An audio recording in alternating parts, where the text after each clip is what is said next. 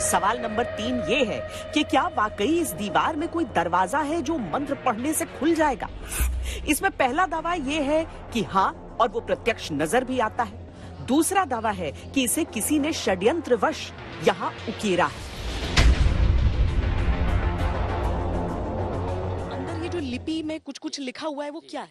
वो मंत्र है, वो शंख लिपि है। कि कहा गया था कि मुनि भैरव देव साधु ने एक दीवार पर मंत्र लिख दिया कि जो भी मंत्र को उच्चारण करेंगे ऑटोमेटिक दरवाजा खुलेगा। इसके भीतर में एक शिलालिपि लिखी हुई है। लिपि के बारे में दंत कथाओं के आधार पर लोगों का धारणा है कि लिपि जो विद्वान पढ़ेंगे तो वो दरवाजा आप पे आप खुल जाएगी।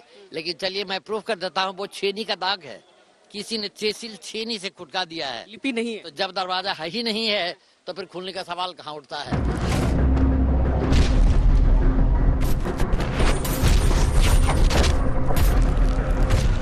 सवाल हमारे सामने थे और हम एक एक करके इनकी पड़ताल में जुट गए। सबसे पहली पड़ताल ये समझने के लिए कि ये क्षेत्र कितना पुराना है। मेरे चारों तरफ जो प्राकृतिक चीजें आप देख रहे हैं, जो पहाड़ जमीन सब देख रहे हैं, उससे बिल्कुल अलग वो हिस्सा जहां पर मैं इस समय चल रही हूं। आप देखेंगे बिल्कुल समानांतर 2 पहियों के दौड़ने का निशान है, एक रथ के दौड़ने के निशान आप इसे कह सकते हैं। आर्कियोलॉजिकल सर्वे ने यहाँ पर आगे जो जानकारी भी दे रखी है उसके अनुसार ये लिखा है कि मान्यता के हिसाब से कृष्ण जी के रथ के पहिए यहाँ से होकर गुजरे थे और अभी भी यह शोध का विषय है कि क्या ये चैरियट व्हील से बने हुए निशान हैं या नहीं।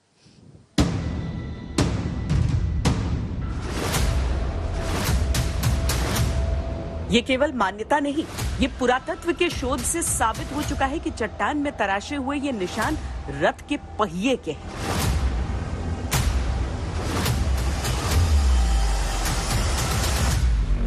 देख के तो लगता है जैसे कि शायद कोई रथ यहाँ से गुजरा हो और उसके लिए शोध करना पड़ेगा, पर क्या यहाँ पे पूरा खुदाई हुई है, एक्सकवेशन के बाद मिट्टी हटाकर ऐसा दिखा है? ये मान्यता है कि भगवान श्री कृष्ण जब जरासंध से युद्ध के लिए जब आए थे भीम के साथ, तो इसी रास्ते से अपने रथ के साथ गए, उसी रथ का ये निशान है। किंवदंतियों का मानना है कि भगवान श्री कृष्ण, अर्जुन, भीम इसी रास्ते से होके गए हैं और ऐसे भी देखने से लगता है कि किसी पहिए का निशान ये है। और आर्कियोलॉजिकल सर्वे ऑफ इंडिया ने भी माना है कि रथ चक्र का ही निशान है और ये किसका निशान ये नहीं शोध का विषय है, लेकिन तो पता लगाना भी मुश्किल होगा जी। लेकिन ये है कि प्राचीन निशान है, ये बिल्कुल प्राचीन निशान है, ईसा पूर्व का ये निशान है, 5000 वर्ष पहले का ये निशान माना जा रहा है। खुदाई के बाद इसको ये चीज यहाँ पर इतना हिस्सा 50 वर्ष पहले इसकी खुदाई की गई। पहले थोड़ा दिखता था लेकिन अब खुदाई करके पर्यटनों के लिए ये साफ किया गया है ताकि लोग आए देखें और काफी संख्या में पर्यटन इसे देखने के लिए आते हैं कि भगवान श्री कृष्ण का पहिए का निशान ये है, चक्के का निशान। तो क्या ये मुमकिन है कि हजारों वर्ष पहले जब मगध के शक्तिशाली राजा जरासंध से युद्ध के लिए अर्जुन, भीम और श्री कृष्ण यहाँ आए, तभी इन पहियों के निशान बने हों? अब चाहे इस सवाल का जवाब हाँ हो या ना, इतना तो साफ है कि इसका संबंध जरासंध के समय से है। यहाँ पहाड़ियों की श्रृंखला और गुफाओं की श्रृंखला, उसके बारे में क्या चीजें सामने हैं? देखिए मैडम, राजगीर 5 पहाड़ियों से जुड़ा हुआ है। अभी जहाँ पर हम लोग हैं वो 5 पहाड़ियों के बीच में है और इसका इतिहास काफी पुराना है। माननीय मुख्यमंत्री ने एक बार नहीं दर्जनों बार ये कह चुके हैं कि हिमालय के पहाड़ से 10,000 वर्ष पुराना राजगीर की पहाड़ियां हैं। तो इसी से अंदाजा लगाया, किसी शोध के आधार पर कहा? हाँ, उन्होंने कहा कि शोध के अनुसार ही ऐसा हुआ है कि 10,000 वर्ष पुराना राजगीर की 5 पहाड़ियां हैं। तो स्वाभाविक है कि हिमालय से हमारा पहाड़ काफी पुराना है। तो एक इतिहास और भी है कि सनातन संस्कृति से जुड़ा हुआ कई इतिहास यहाँ मिलते हैं। आप देख सकते हैं कि महाभारत काल का बहुत सारा इतिहास राजगीर में मिलता है। जरासंध के समय के और भी प्रमाण आज भी इस क्षेत्र में संरक्षित हैं। हमें बताया गया कि स्वर्ण भंडार से चंद कदम की दूरी पर वो जगह है जहां जरासंध और भीम का मल्ल युद्ध हुआ था। हम वहां पहुंचे तो हमारी नजर पुरातत्व विभाग के एक बोर्ड पर पड़ी।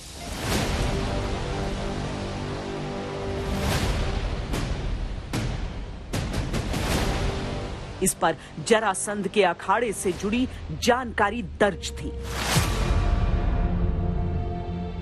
इस रहस्य को सुलझाने के लिए इतिहास की कुछ तारीखों को भी सुलझाने की आवश्यकता है। ये देखिए, जहां पर मैं इस समय हूं, ये जरासंध अखाड़ा कहा जाता है, पर इसे अखाड़े के तौर पर नहीं, इसे युद्ध भूमि के तौर पर समझिए, क्योंकि यही जगह ये बताई जाती है कि जहां पर जरासंध और भीम के बीच वो निर्णायक युद्ध हुआ था।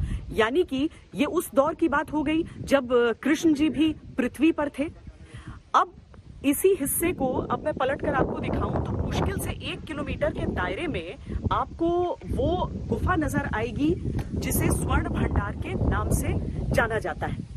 अब वो स्वर्ण भंडार अगर वाकई जरासंध का जो खजाना हुआ करता था, अगर ये सही माना जाए तो इन दो जगहों के इतिहास को सीधे एक तौर पर जोड़ा जा सकता है। यहाँ की मिट्टी बताई जाती है कि इस भूमि को दूध से सींचा जाता था, इसीलिए भले ही बाकी के हिस्सों में आपको थोड़ी लालिमा नजर आएगी मिट्टी में, लेकिन यहाँ की मिट्टी में आपको थोड़ा सफेदी नजर आएगी। हालांकि ये भी बताया जाता है कि समय के साथ ये अब बहुत सामान्य दिखने लगी है, लेकिन एक समय पर ये सफेद हुआ करती थी। तो ये सारी बातें यहाँ पर होती हैं। इन सभी जगहों को संरक्षित रखा गया है उस रूप में जैसा कि ये पौराणिक काल में, इतिहास में सदियों सदियों पहले, हजारों सालों पहले कहें तो हुआ करती थी। राजगीर का उल्लेख पुराणों में मिलता है, महाकाव्यों में मिलता है, इतिहास में मिलता है। इसीलिए अगर हमें अपने सवालों का जवाब ढूंढना था तो उन प्राचीन कथाओं के पन्ने खोलने थे जिनका संबंध आज के दावों से है। सवाल यहाँ ये भी उठता है कि स्वर्ण भंडार नाम की जिस गुफा के रहस्य को हम सुलझा रहे हैं वो प्राकृतिक है या इंसान द्वारा निर्मित, क्योंकि इंसानी निर्माण इस बात को बल देगा कि यहाँ किसी प्रकार के भंडार को छिपा कर रखा गया हो सकता है। ये जंगल देखिए, आपको यहाँ पर सूखी हुई पत्तियां, कांटेदार पेड़, ये पूरा इलाका आप देखिए। ऐसा नहीं है कि हम कहीं से कहीं यहाँ पहुँचना चाहते हैं, बस हम पूरा इस दायरे को समझना चाह रहे हैं जिस वजह से हम इस तरफ बढ़ रहे हैं। क्योंकि है तो भूल भुलैया जैसे ही, यहाँ पर आप कहाँ से कहाँ जा रहे हैं वो आपको पता नहीं, लेकिन हम इस उम्मीद में हैं कि कम से कम कोई एक गुफा हमें दिखेगी, ताकि हम एक ये देखें कि गुफाएं यहाँ पर सामान्य तौर पर किस तरह की दिख रही हैं। जो प्राकृतिक गुफा और एक इंसान की बनाई हुई गुफा, फर्क होता है, क्या वो दिख रहा है। राजगीर 5 पहाड़ियों से घिरा हुआ है। ये 5 पहाड़ियां हैं रत्नागिरी, विपुलाचल, वैभारगिरी, स्वर्णगिरी और उदयगिरी। हर पर्वत की अपनी एक अलग कहानी भी है और ये सारे पर्वत एक दूसरे से जुड़े हुए हैं। इसी तरह यहाँ गुफाओं का भी एक जाल सा है जिनके बारे में कहा जाता है कि सबका एक दूसरे से संपर्क है। तो देखिए यहाँ पर काफी ऊंचाई पर हम पहुंचे हैं अभी, और ये एक गुफा है। इस गुफा को भी देखकर आपको यही प्रतीत होगा कि ये प्राकृतिक नहीं है, प्राकृतिक गुफा नहीं है। प्राकृतिक गुफा में चट्टानों के भीतर ही आपको वो खोह सा मिल जाता है। ये भी मानव निर्मित गुफा ही दिख रही है, जहां पर एक के ऊपर एक चट्टानों को रखकर और इसे ऊंचा इसका निर्माण किया गया है। हालांकि भीतर अगर मैं देखूं तो देखिए इसमें आपको पत्थरों से ये रास्ता ब्लॉक नजर आएगा।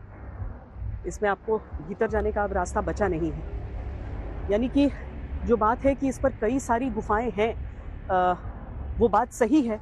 गुफाओं की श्रृंखला है, सुरंग है, और जो इतिहास है वो वाकई बेहद ही प्राचीन इस पूरे इलाके का।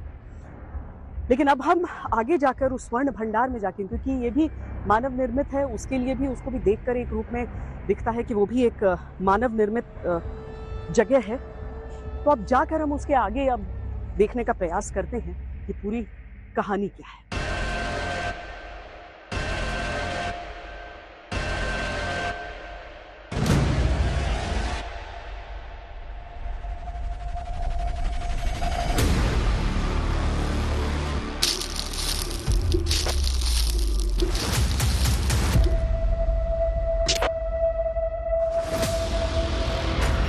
हम वापस निकले उस गुफा की ओर जिसे स्वर्ण भंडार या सोन भंडार कहा जाता है। अब अपने अंतिम प्रश्न को समझने के लिए कि क्या खजाने का दरवाजा है, क्या वो किसी मंत्र को पढ़ने से खुल सकता है? क्या सुने हैं इसके बारे में? मैम बताया जा रहा है कि अंदर में एक गेट है जो पुराने जमाने में बनाया गया था और वहाँ पे कुछ लिखा गया है जो किसी लैंग्वेज में फारसी या फिर कुछ भाषा में, और वो भाषा पढ़ने के बाद वो गेट खुलेगा और पीछे सोना है, ऐसा बताया जा रहा है। आप लोग को लगता है कि ऐसा हो सकता है? ऐसा हो सकता है, तभी तो घूमने आए, देखने आए। बड़ी संख्या में जो लोग यहाँ आते हैं उनमें इस कहानी को लेकर सबसे ज्यादा उत्सुकता रहती है। कई लोग ऐसे भी होते हैं जो अपने मोबाइल में गुफा की दीवार पर उकेरी हर निशान को रिकॉर्ड करते हैं, शायद इस उम्मीद में कि बाद में उसे डिकोड कर सके। यहाँ पर ये आप लोग क्या देख रहे हैं? ये स्वर्ण भंडार के नाम से भंडार है। आपको लगता है इसमें खजाना? नहीं, ऐसा नहीं है, खजाना नहीं है। आपको लगता है कि है? नहीं, हमको तो नहीं। तो इसमें लोग यहाँ की इसकी फोटो खींच के जाते हैं जी, क्या पढ़ने के लिए? पढ़ने के लिए। हाँ, को देख रहा है कैसे क्या है। हाँ, इस बार हम क्या सुने? यही सुने कि यहाँ पर जरासंध का कहरा हुआ था और एक किला था जिसमें सोने का भंडार रखा हुआ था जो आज तक कोई खोल नहीं पाया। आपको लग रहा है कि ऐसी जगह? देखिए, हो सकती है क्योंकि इतिहास जो है वो सही है। कभी भी इतिहास जो भी हम लोग अभी तक पढ़े हैं कोई गलत अभी तक नहीं हुआ है, इसलिए माना जाता है कि ये जो बोला गया है, जो पूर्वज लोग बोलते आए हैं वो सही है।